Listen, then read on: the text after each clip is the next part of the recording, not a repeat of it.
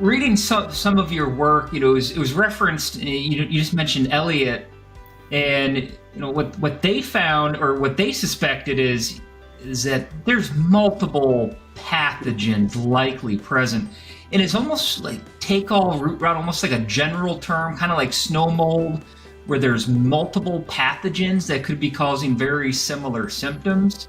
Correct. How many have you guys identified as being in that complex that are causing those kind of take all root rot or Bermuda grass decline symptoms? In our research, my student Philip Vines did that work, and he actually identified, I think it was 6 species that were not Gamenomyces graminis that when we did the phylogenetics, they didn't match anybody. But through the pathogenicity tests, we concentrated on those that showed pathogenicity to the roots. And through that, we've identified 3 species that were pathogenic. One was a new genus species, Candida clonium cynodontis.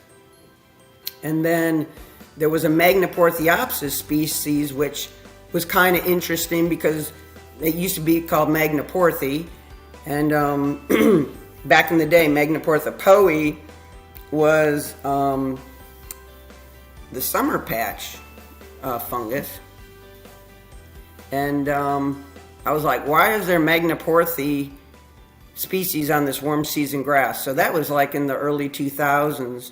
When I just started tinkering with it through diagnostics, I would see a lot of the growth cessation structures on some roots, and I didn't really associate that with the Gamenomyces species more so than the Magnaporthy species.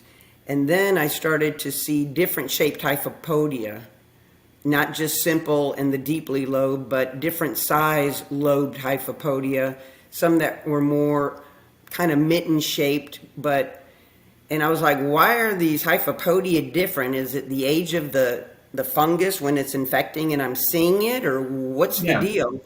So, I put all those questions on the back burner until the mid 20 teens, like 2012 is when Philip came in and we talked about maybe let's see what these are and who they are. The phylogenetics and the molecular work was getting so much better. And back in the early days, I took a lot of these ectotrophic root infecting fungi that I didn't think was Gamenomyces graminis. And back in the day, when I did ITS blasts, excuse me, I'd get like 96% identity to Magnaporthy poe. And I'm like, well, who is this fungus then, And what's it doing on the warm season grass? Who are you and what are you doing here? So I was, through his excellent work, we were finally able to, go into that black hole of these ERI pathogens and find out exactly who is there. And Elliot and Lanscoot, discussed there's a complex.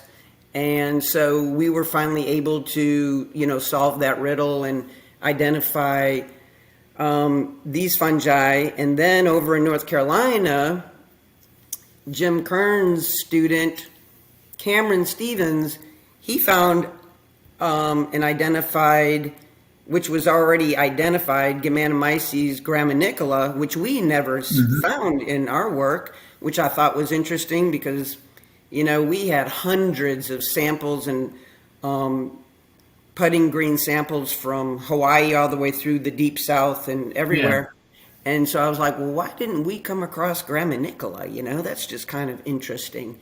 And which Cameron showed was highly pathogenic. So, and then we would do samples and we would find multiple species on these rotted roots together. So, that was pretty interesting. So